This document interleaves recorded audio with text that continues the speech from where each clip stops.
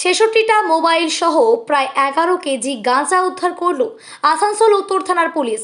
নাকা চেকিং চলার সময় রাঁচি আসানসোল বাসে তল্লাশি চালানোর সময় 66টা মোবাইল ও 1 কেজি গাঁজা উদ্ধার হয়। গতকাল রাতে ঝাড়খণ্ডের অন্য আরেকটি বাসে প্রায় 10 কেজি গাঁজা উদ্ধার হয়। বিগত কয়েকদিন ধরে নির্বাচনের উপলক্ষে যে নাকা চেকিং চলছে সেখানে এইভাবেই বিহার ঝাড়খণ্ডে বাসে নগদ টাকা সহ বিভিন্ন মাদক জাতীয় দ্রব্য উদ্ধার হচ্ছে, সঙ্গে মোবাইল। ইলেকশনকে মাথায় রেখে আমাদের এই জুবলি মোড়ে কন্টিনিউয়াস আমরা নাকা করছি। তো এখানে আমরা কালকেও কিছু সাকসেস পেয়েছি, কালকেও কিছু পেয়েছি।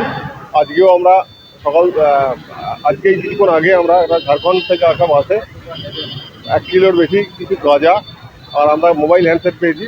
মোটামুটি 55-66 হ্যান্ডসেট আছে, ওটা আমরা দেখছি। ডেলি এরকম ভোটের সময় চেকিং করছে, তারপরে গাঁজা বা মোবাইল আর কিছু ব্যবহার করছে, সেটা তো আমি বলতে পারবো না। আমরা চেকিং এরকম মাঝে মাঝে করে থাকি এবং এরকম কিছু আর্টিকেল আমরা পাই। ভোটের সময় তো অনেক কিছু ঢুকতে পারে। ভোটের সময় একটু বেশি করে করা হচ্ছে, এটা ঠিক, কিন্তু সারা বছরই আমরা এটা করি। এখনো পর্যন্ত কতটা ক্যাশ কিছু পাওয়া গেছে না, এখনো পর্যন্ত আমি এই টাকা পয়েন্টে ক্যাশ আমরা পাই। একটু বিহার ঝাড়খণ্ডের বাসে বেশি পাওয়া যাচ্ছে। হ্যাঁ, বিহার ঝাড়খণ্ড থেকে আসা বাসে আমরা এখনো পর্যন্ত পেয়েছি।